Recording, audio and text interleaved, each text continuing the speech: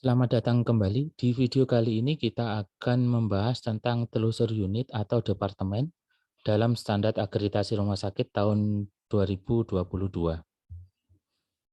Jadi untuk telusur unit atau departemen adalah telusur yang dilakukan untuk menilai implementasi standar akreditasi yang terkait di dalam satu unit atau departemen serta bagaimana penerapan keselamatan pasien, keselamatan staf, dan upaya untuk menciptakan lingkungan perawatan dan pelayanan yang aman bagi pasien, keluarga, dan staf.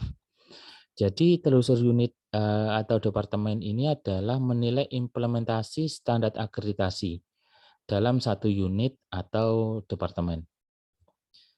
Sebelum melakukan proses telusur unit atau departemen, surveyor pada malam sebelumnya membuat perencanaan telusur unit kerja.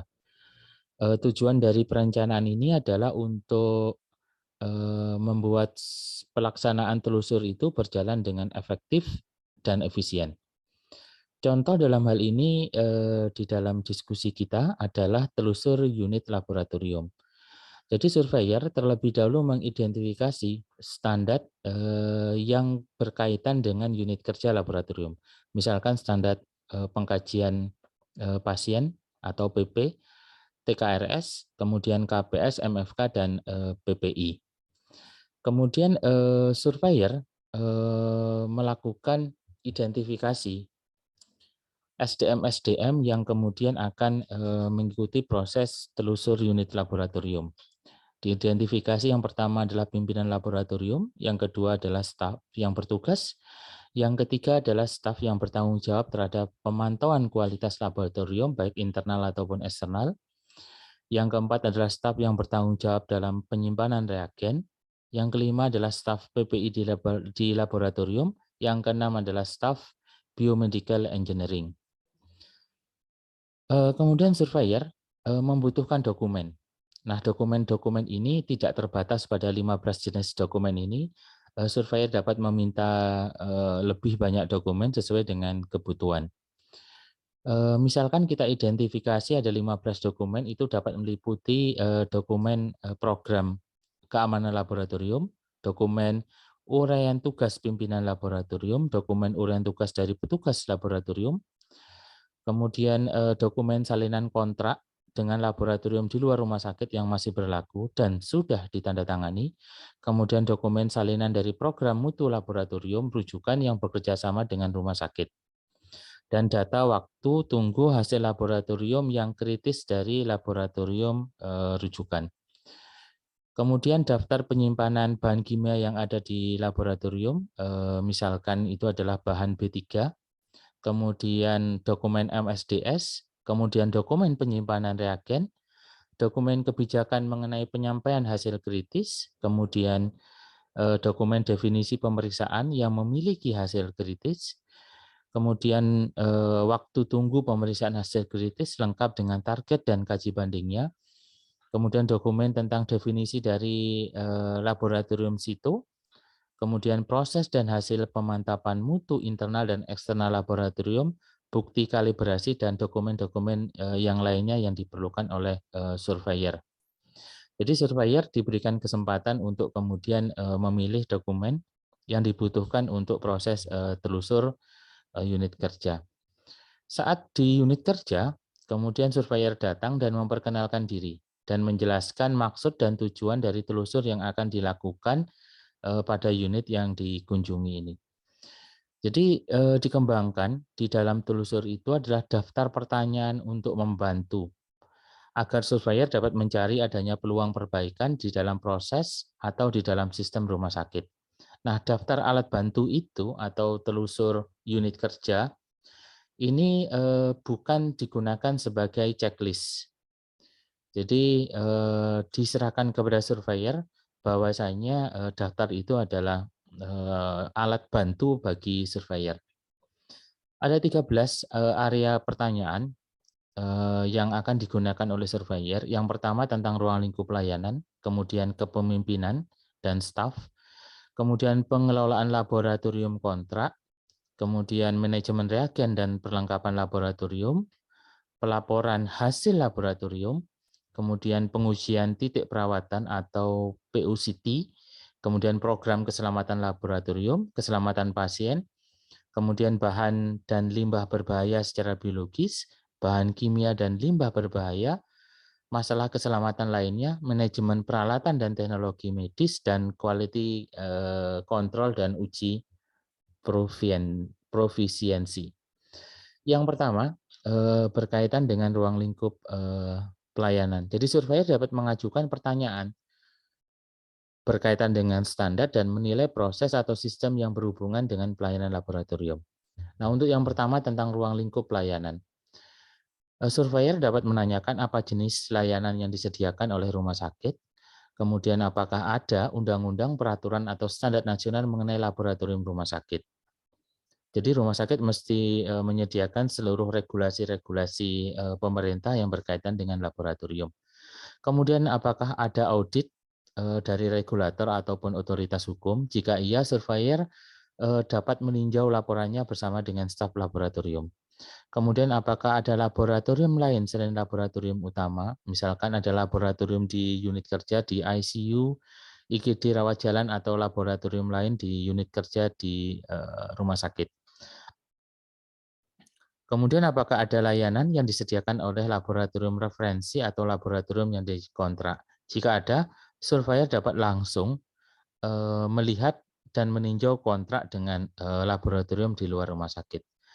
Kemudian yang kedua itu adalah kepemimpinan dan staf.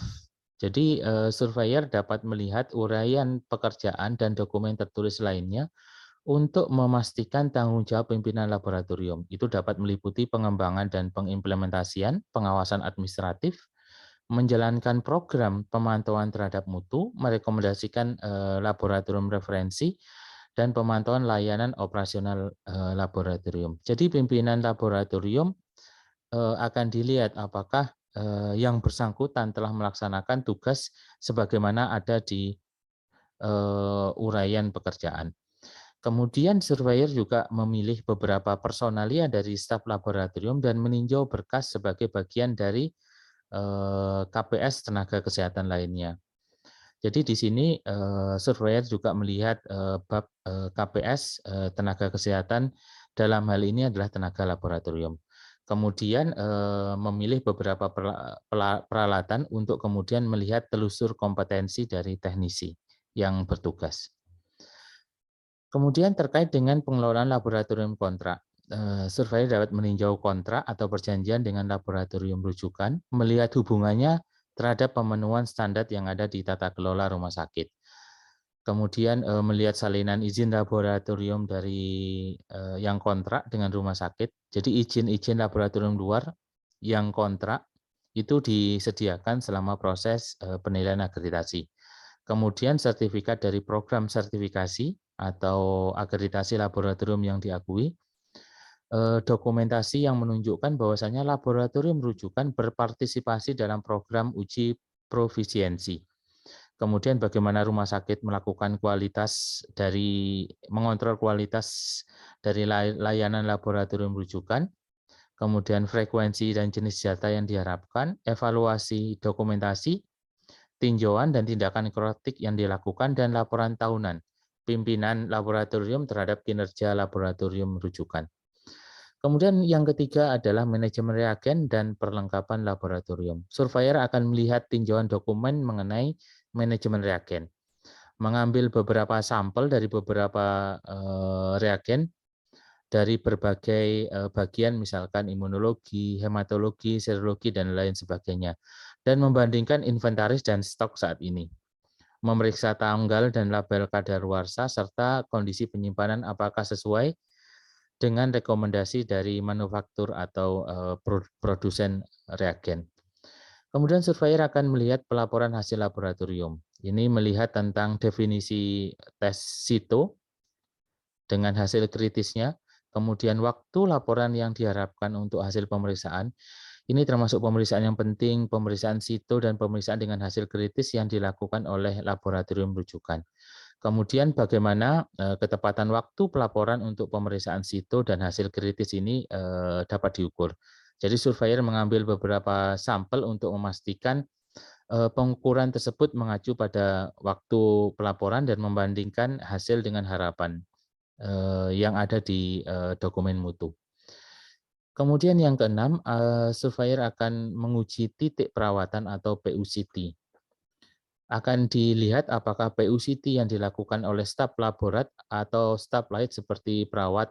Jika dilakukan oleh selain laborat, maka akan diperiksa kualifikasi dan pelatihan yang dilakukan. Kemudian melihat tanggung jawab pimpinan laboratorium untuk pengawasan PUCT-nya. Kemudian bagaimana cara staf perawat mengkalibrasi. Kemudian seberapa sering hasilnya ditinjau dan divalidasi oleh laboratorium, sehingga petugas laboratorium itu selalu melakukan pemeriksaan terhadap alat-alat yang ada di unit di luar laboratorium. Dan bagaimana mekanisme untuk mengkomunikasikan hasil review kepada departemen atau unit yang terkait, dan apakah ada peluang peningkatan terhadap kontrol kualitas dari PUCT-nya. Kemudian surveyor akan melihat program keselamatan laboratorium. Akan melihat program keselamatan laboratorium, semua area apakah sudah dicakup, kemudian bagaimana mekanisme pelaporan antara laboratorium keselamatan terhadap struktur keselamatan pasien di rumah sakit. Kemudian laporan tahunan untuk struktur keselamatan di rumah sakit dan contoh masalah keselamatan di mana resiko itu sudah dilakukan intervensi dan resiko itu sudah berkurang. Kemudian surveyor akan melihat keselamatan pasien. Dalam hal ini ada beberapa fokus dari pertanyaan surveyor. Yang pertama tentang pelabelan spesimen. Apakah ada 2 pengidentifikasi, kemudian proses identifikasi pada slide patologi dan seluruh spesimen laboratorium, kemudian prosedur pada spesimen, misalkan pengumpulan, identifikasi, pengiriman, penyimpanan, pengawetan, dan pembuangan. Kemudian tanda terima dan telusur spesimen, kemudian proses bila sampel dikirim ke laboratorium rujukan di luar rumah sakit. Kemudian bagaimana mengkomunikasikan hasil uji kritis, kemudian hasil tes mana yang didefinisikan sebagai kritis, siapa yang mengkomunikasikan, kepada siapa itu dikomunikasikan, dan di mana itu didokumentasikan di dalam catatan pasien. Kemudian surveyor akan melihat apakah ada konsistensi dari kebijakan rumah sakit. Kemudian surveyor juga akan melihat bagaimana cara melacak uji kritis antara unit laboratorium dan unit-unit yang lain.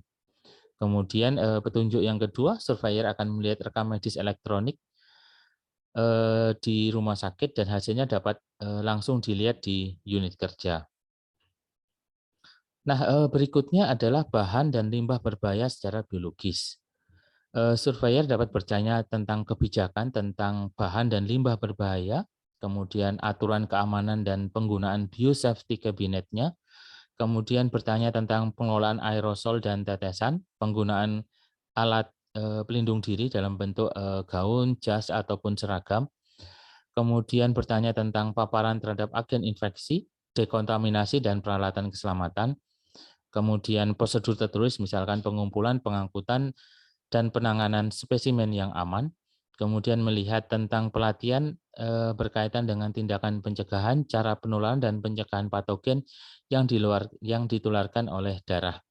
Kemudian prosedur untuk mengendalikan paparan terhadap tuberkulosis.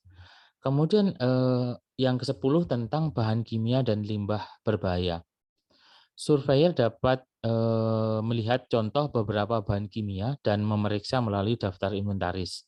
Kemudian melihat pelabelan bahan kimia apakah sudah tepat sesuai dengan persyaratan yang ada di MSDS dan kebijakan manajemen fasilitas dan keselamatan.